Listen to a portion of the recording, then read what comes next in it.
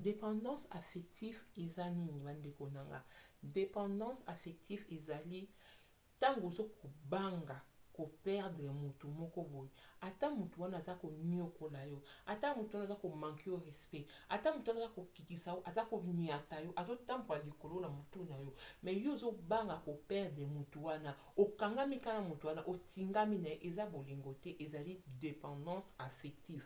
Ozokodépendre na mutu wana, affection nyonso to opesi malgré tout yo ozozwa affection en retour te, me yo otingami kaka na mutu wana. Esalamaka na bolingo te, esalamaka na famille, entre papa mama bana ba cousin ba cousine, esalamaka na ki amitié, eza na ba camarade mosusu aza na dépendance affective, akangama na camarade, camarade na lingaki te, aza ko détruire ye, aza ko kikisa, aza ko tonga ye, aza ko finga ye pa batu, malobaka mabe na ye, me yo ozwi kaka otingami na camarade na kozo banga soki camarade nanga tikinga, soki camarade nanga na kozala na nani, yango nde babengaka dépendance affective. Esalamaka pe na bolingo mwasi na mobali, kompe copine, eza na ba fille mosusu, eza na ba tonton mosusu akangami na mutu oyo azo détruire ye, maza kaka wana, nde yango babengaka dépendance affective.